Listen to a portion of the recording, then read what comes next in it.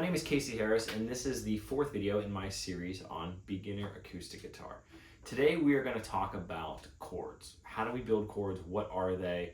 Our last few lessons we've been looking at some scales. We looked at our major scale, we looked at our minor scale, and we also looked at the intervals that make up those scales. A lot of the same stuff is going to apply here. A scale is in order of intervals, right? That's one of the things that we've been talking about. One of the things that's important to kind of drive home here so we understand what we're doing when we're playing a scale. It's an order of distances, like we've discussed. A chord is very, very similar. It's an order of intervals, but it's those intervals played together. It's those intervals stacked on top of each other and played together to make a big sound, right? So just a very, very brief showcase of that. If I were to play a G major scale, it would sound like this. If I were to play a G major chord, it would sound like this. Now, there are different ways to play that G major scale. There's different ways to play that G major chord, but kind of gives you the idea. A scale is an order of distances, is an order of intervals, and a chord is a certain order of intervals, distances, played together. What we're going to cover today is we're going to cover the fundamentals of how we build chords, so you have an understanding of what is happening when you strum a chord like that on a guitar or play a chord like that on any instrument. And we're also going to learn how to play a couple different chords. We'll play a C major chord, and we'll also play an A major chord today. That's what we're gonna start with. This whole discussion today in this lesson is going to be on major chords. Again, we've covered a lot of the things that we've discussed in our previous last couple of lessons relating to scales and the intervals that are within those scales. We're going to use that in this lesson. So if you haven't seen those lessons, go back and check those out. It'll help a ton. A chord, like I just said, is an order of intervals, distances, played together. In order to do that, we need a home base. We need a certain note to start on. Just like when we're going to play a scale, we need to pick a note to start that scale on. So whereas I just play G major, G is going to be what's called our root in the G major scale, because it's the place that we're going to start playing the scale from. Because remember, a scale isn't an order of notes, it's an order of distances. So we just need to know where we start, and then we plug in that order of distances. Chords are very much the same. They're built in very much the same way. So let's say we're going to build a C major chord, okay? Again, all of the chords we're going to look at today are major chords. There are different kinds of chords that we have in music, but for now, we're going to start with major chords. Now, major chords are what are called triadic chords, tri meaning three. So they have three notes in them that build up the chord. There are other kinds of triads in music. We have minor chords, we have diminished chords. We'll cover those in some other lessons, but today, for now, we're going to work with major chords. So in order to build a C major chord, the first thing we need to do is find C on our guitar. So let's do this. Let's find C on our A string, okay? So if I start on A and work my way up the neck, A sharp, B, C. When I get to the third fret of my A string, that's going to be the note C. So that's where we're going to start. That's going to be the root of our C major chord that we're going to build, okay? There's C. Now what we're going to do is, I think the best way to imagine building a chord is to imagine stacking notes on top of each other. It's like laying bricks on top of each other, okay? We start with our root, so that's one of the notes. We're a third of the way done already, okay? If we're building a major chord which has three notes in it, when we have that first note, we're already a third of the way done. So awesome, we're pretty much there. So we're gonna start on C in this case. The second note that we're gonna have in a major chord is what's called a major third. Now we know this interval from our major scale. So what we could do is we could start on C, we could count up to the third note in our major scale, do re, mi, 1, 2, 3, or if we've at this point internalized what that interval looks like on our guitar, again, or more importantly, sounds like with our ear, we can see that on our guitar and we can just jump straight to that note. So do, re, mi, or do, mi, do, mi, do, mi, do, mi, do, mi, do, mi. There's a couple different ways our major third looks on our guitar, right? On the same string, on two adjacent strings. So let's see what that note is. C, D, E. So E, the note E, is going to be our major third. So far we have C is what's called our root in the chord, and E is what's called our major third. So those are our two notes so far. We're 2/3 of the way done. C, E. Next, we need the fifth. Now again, if we go back to what we learned from our last couple lessons, we know what a fifth looks like. Do, sol, do, sol, do, sol. We can always count up the scale if we need to, the major or minor scale to get there. Or we could just play that interval of a perfect fifth on our guitar, right? A perfect fifth looks just like a whole step, but up another string. So in this case, we've got C, D, E, F. G is going to be our perfect fifth. So the notes in a C major chord are C, E, and G. Do, mi, sol, do, mi, sol, do, mi, sol. Those are the three notes that are going to build a C major chord. Now, one little thing to keep in mind here before we move on is that when we've been looking at those notes, we were just looking at those notes in relation to the note C. So start on C, I go up a major third, that gets me to my third. I start on C, I go up a perfect fifth, and that gets me my fifth. Another way to look at chords, like I was talking about earlier, is as stacks of intervals. So if I go C to E, that's obviously a whole step like we talked about. If I go from E, our major third, up to our fifth, which in this case is G, that distance of mi to sol, mi, sol, mi, sol, mi, sol, mi, sol, that's the distance of a minor third. If you recognize that from our third lesson, this previous lesson that we were talking about, our minor scale, that's what this is. It's the distance of a minor third. So our root to our major third is obviously the distance of a major third, but then our third to our fifth is a minor third.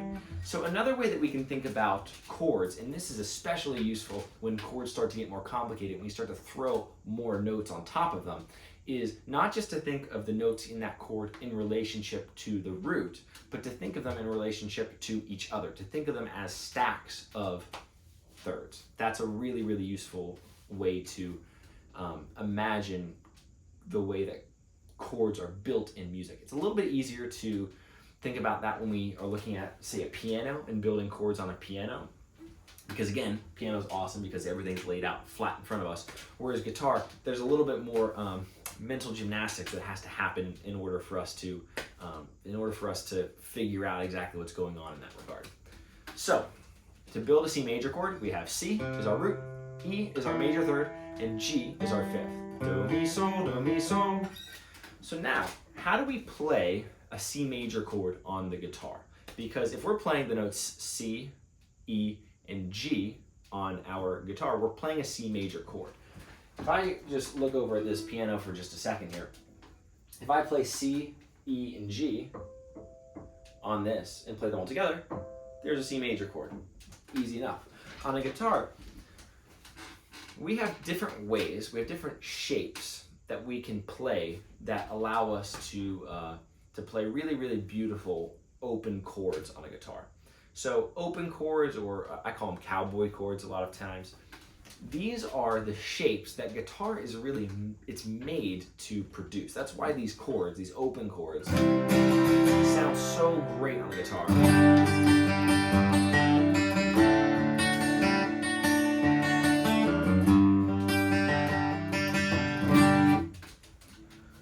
Guitar, historically, is designed to do that. Guitar is a supportive instrument. It's made to support harmony underneath something that's playing a melody, whether it's a fiddle player producing a melody, or a banjo player playing a melody, or a singer singing a melody. It's a really, really great accompanying instrument. Now, people are awesome, and people have found other ways that we can utilize guitar, and now we can utilize guitar. We can utilize it in melodic ways, so now we can also carry the melody as well. And that's a conversation for a whole other video. But for now, just know that guitar it's really designed to play these big open cowboy chords, and that's why they just sound so great on the guitar. So today we are going to learn two of these open chords, two of these major chords. The first is going to be C major. So on a guitar, here is how we play the chord C major. Okay?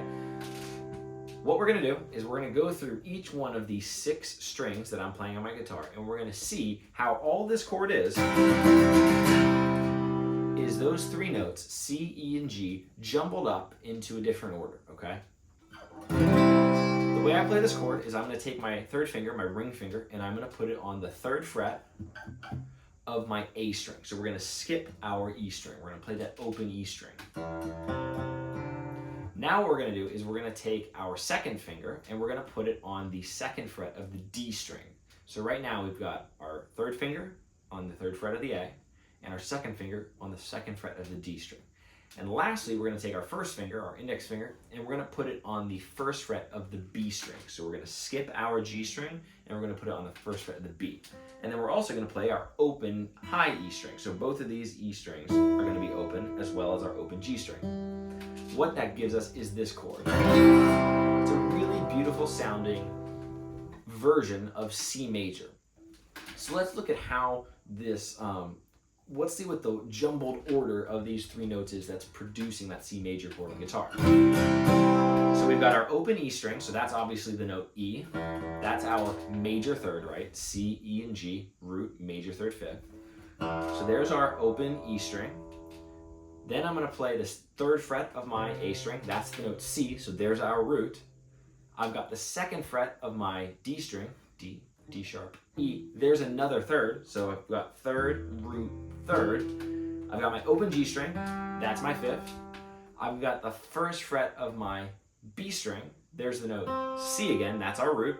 And then we have our open high E again, our major 3rd.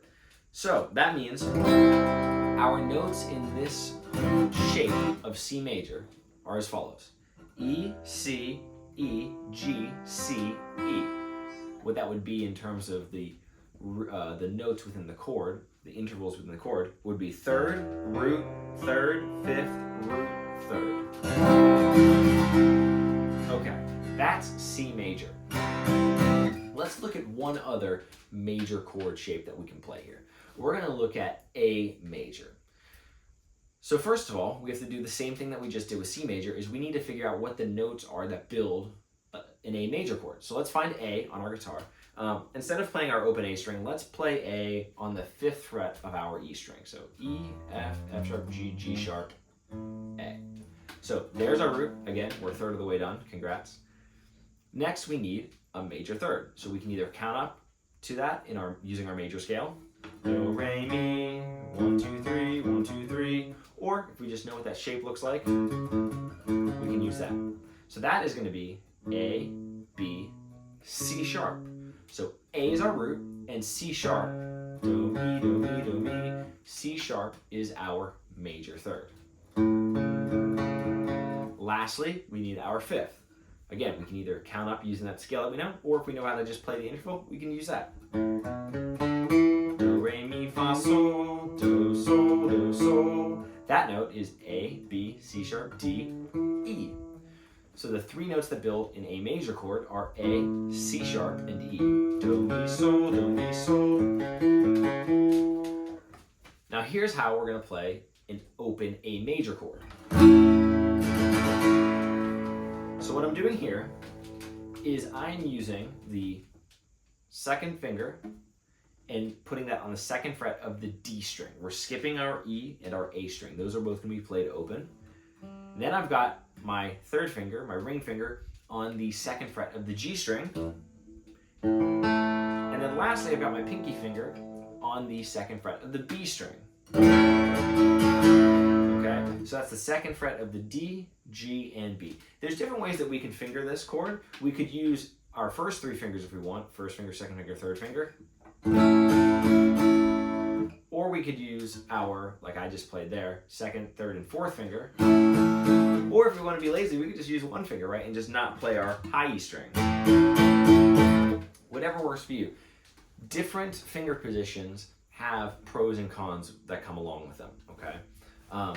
For example, if I use my first finger here, I can't play that open high E string, but I can play notes that are up here in front of the chord, right?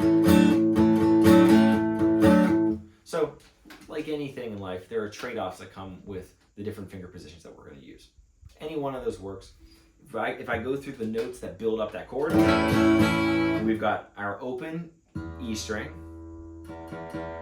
So that would be the note Sol, right? That would be our fifth. We've got our open A string. That would be our root. We've got the second fret of our D string. That's E again, so that's our fifth again. We've got the second fret of our G string. That would be A again. Or G sharp A, right? There's our root. We've got the second fret of our B string. That would be C sharp. B, C, C sharp. So there's our major third. And then we've got our E again. We've got another fifth. So we go through each one of those. We've got E, A, C sharp, E. So if I'm talking about those as intervals, we have fifth, root, third, fifth. So those are two different open major chords. We have C major that we played like this, and we have A major that we played like this. But as you can see, when we were working through those chords, they're both major chords. They're both made up of a root, a major third, and a fifth, okay? As we continue through this, we're gonna see how we can make other major chord shapes on our guitar. We're also going to see how we can then take those shapes and move them around.